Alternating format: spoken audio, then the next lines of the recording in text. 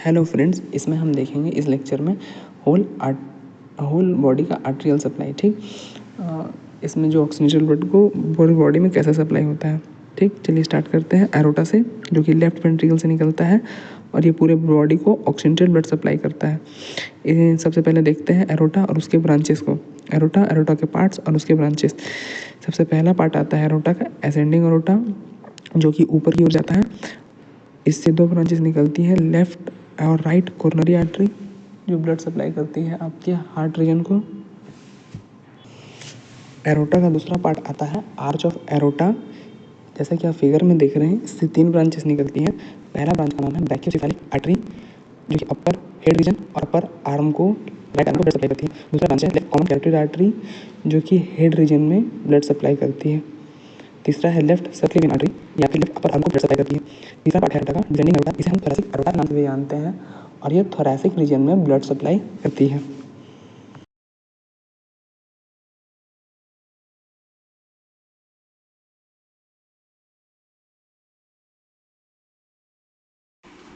अब हम देखेंगे आर्च ऑफ एरोटा से जो ब्रैकियोसेफेलिक आर्टरी निकल रही थी उसके बारे में थोड़ा सा डिटेल में।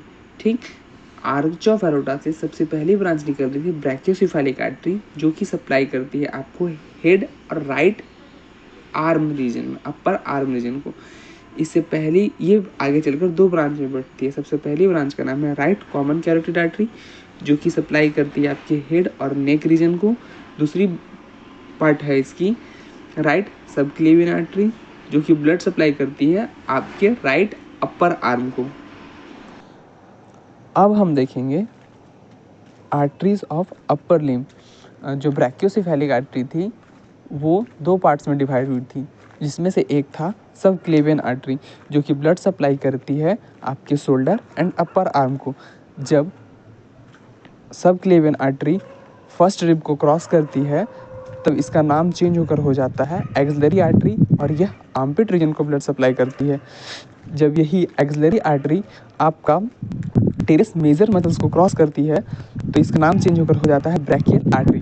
ब्रैकियल आर्टरी जब एंटीकोवाइटल फोसा को पार करती है तो ये दो पार्ट्स में डिवाइड होती है, रेडियल और अल्नल आर्टरी। ये आपके फोर आर्म ऑफ हैंड को ब्लड सप्लाई करती है। आइए हम देखते हैं अब एब्डोमिनल एरोटा के बारे में। हमने देखा था कि जो एरोटा हार्ट से निकल रही थी वो तीन पार्ट में डिवाइड हुई थी। सबसे पहला पार्ट का नाम था असेंडिंग एरोटा, दूसरे पार्ट का नाम था आर्च ऑफ एरोटा, और तीसरे पार्ट का नाम था डिसेंडिंग एरोटा। जो डिसेंडिंग एरोटा था वही आगे चलकर एब्डोमिनल कैविटी में एब्डोमिनल एरोटा बनाती है। एब्डोमिनल एरोटा आपके एब्डोमेन, लेग और पेल्विक रीजन को फिर ब्लड सप्लाई करती है। इसके सेवरल ब्रांचेस निकलते हैं और स्पेसिफिक ऑर्गन में ब्लड सप्लाई करते हैं। ये आगे चलकर कॉमन इलियक आर्टरी बनाती है। ये एब्डोमिनल एरोटा का ही पार्ट है। इससे ये जो कॉमन इलियक आर्टरी थी, इससे दो ब्रांचेस निकलती हैं। एक इंटरनल इलियक आर्टरी, जो कि सप्लाई करती है ब्लड पेल्विक ऑर्गन को, और दूसरा जो रहता है एक्सटर्नल इलियक आर्टरी, ये आपके लेग पोर्शन में चले जाती है और सप्लाई करती है लेग रीजन को। आइए हम देखते हैं आर्टरीज ऑफ लोअर लिम्ब। हमने देखा था जो कॉमन इलियक आर्टरी थी वो दो पार्ट्स में डिवाइड हुई थी, इंटरनल इलियक आर्टरी और external iliac artery. External iliac artery ही जब थाई रीजन में आती है तो इसका नाम हो जाता है फेमोरल आर्टरी, और ये थाई रीजन में ब्लड सप्लाई करती है। जब फेमोरल आर्टरी पॉप्लिटियल रीजन में आती है, हियाटस मैग्नस को पास करते हुए पीछे जाती है। हियाटस मैग्नस को पास करते हुए जब पीछे जाती है, ये पॉप्लिटियल रीजन में पोस्टीरियर साइड से ब्लड सप्लाई करती है। ठीक, जिसे मैंने डॉटेड लाइन से दिखाया। डॉटेड लाइन का यहाँ मतलब है कि ये पोस्टीरियर रीजन में ब्लड सप्लाई कर रही है, पीछे से ब्लड सप्लाई कर रही है। ठीक, तो ये पॉप्लिटियल आर्टरी बन जाती है। पॉप्लिटियल आर्टरी आगे चलकर फिर दो पार्ट्स में डिवाइड होती है, पोस्टीरियर और एंटीरियर टिबियल आर्टरी। ठीक, जो एंटीरियर टिबियल आर्टरी है ये आगे चलकर डॉर्सालिस पैडिस आर्टरी में कन्वर्ट होती है और ये सप्लाई करती है फुट रीजन को। और जो पोस्टीरियर टिबियल आर्टरी थी, इससे एक और ब्रांचेस निकलती है, पेरोनियल आर्टरी, जो कि पोस्टीरियर रीजन में ब्लड सप्लाई करती है। चलिए स्टार्ट करते हैं। एक बार फुल रिकैप करवा देता हूँ आपको, जितना पढ़ाया हूँ उसको एक स्लाइड में समराइज करवा देता हूँ। ठीक है, चलिए फिगर को ध्यान से देखिएगा, ठीक। मैं जो फिगर दिखाने जा रहा हूँ उसे मैंने अब तक जितना पढ़ाया है उसे मैं रिवाइज़ कर देता हूँ, ठीक। चलिए रिवाइज़ करते हैं। ये है हमारा हार्ट से निकल रही है एरोटा को मैंने 3 पार्ट्स में बांटा था। ये है असेंडिंग एरोटा, ये है आर्च ऑफ एरोटा के बाद ये जो नीचे आ गया ये है डिसेंडिंग एरोटा, ठीक। अब हम देखते हैं आर्च ऑफ एरोटा से 3 ब्रांचेस निकल रही हैं। पहली ब्रांच का नाम है राइट ब्रैकियोसेफेलिक ट्रंक, दूसरी ब्रांच का नाम है लेफ्ट कॉमन कैरोटिड आर्टरी, तीसरी ब्रांच का नाम है लेफ्ट सबक्लेवियन आर्टरी, ठीक। ये लेफ्ट कॉमन कैरोटिड आर्टरी आपके लेफ्ट तरफ से नेक रीजन में जाती है और हेड रीजन को ब्लड सप्लाई करती है, ठीक। और ये left subclavian artery left upper arm को ब्लड सप्लाई करती है, ठीक है।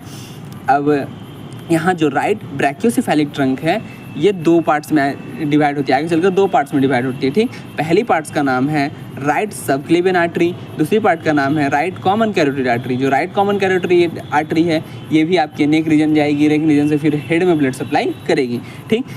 राइट सबक्लेवियन आर्टरी जो है जब फर्स्ट रिब को क्रॉस करती है तो इस आर्टरी का नाम चेंज होकर हो जाता है एक्सिलरी आर्टरी और ये आर्मपिट रीजन में ब्लड सप्लाई करती है, ठीक।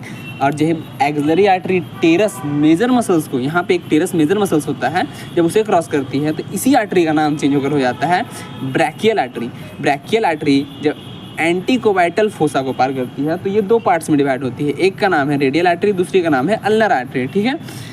जिस प्रकार से इस तरफ है सेम ये सबक्लेवियन आर्टरी इधर ब्रांच बनाएगी, ठीक, लेफ्ट अपर आर्म में। अब हम देखते हैं जो डिसेंडिंग एरोटा आई थी, डिसेंडिंग एरोटा, ठीक है। ये जो डिसेंडिंग एरोटा थे, डिसेंडिंग एरोटा जब डायफ्राम को क्रॉस करती है तो इसका नाम हो जाता है abdominal aorta common iliac trunk बनाती है, एक लेफ्ट साइड बनाती है, एक राइट साइड बनाती है और एक लेफ्ट साइड, ठीक। जो कॉमन इलियक आर्टरी है फिर आगे चलकर 2 पार्ट्स में डिवाइड होती है, ठीक। एक का नाम है इंटरनल इलियक आर्टरी और एक का नाम है एक्सटर्नल इलियक आर्टरी, ठीक। जब external iliac artery thigh region में जाती है तो इसका नाम हो जाता है फीमोरल आर्टरी, फीमोरल रीजन में ब्लड सप्लाई करती है। जब ये हियाटस मैग्नस को क्रॉस करती है, हियाटस मैग्नस से क्रॉस होती है तो ये पीछे की ओर चल जाती है और इसका नाम हो जाता है पॉप्लिटियल आर्टरी, ठीक। ये पीछे की ओर जा रही है इसीलिए मैंने इसे डॉटेड लाइन से दिखाया है, ठीक। पोस्टीरियर रीजन में ब्लड सप्लाई करती है, पोस्टीरियर रीजन से ब्लड सप्लाई करती है, ठीक। ये जब आगे चलकर 2 पार्ट्स में डिवाइड होती है, एक पोस्टीरियर टिबियल आर्टरी और एक एंटीरियर टिबियल आर्टरी, ठीक। पोस्टीरियर टिबियल आर्टरी फिर से एक ब्रांच निकलती है, उससे एक ब्रांच निकलती है पेरोनियल आर्टरी, ठीक। वो भी पोस्टीरियर रीजन में ही ब्लड सप्लाई, पोस्टीरियर रीजन से ही ब्लड सप्लाई करती है। और जो एंटीरियर टिबियल आर्टरी थी वो आगे ब्लड सप्लाई करती है, आगे के रीजन को ब्लड सप्लाई करती है और ये आगे चलकर डोर्सालिस पैडिस रीजन में ब्लड सप्लाई करती है, ठीक है। इस लेक्चर में यहीं तक।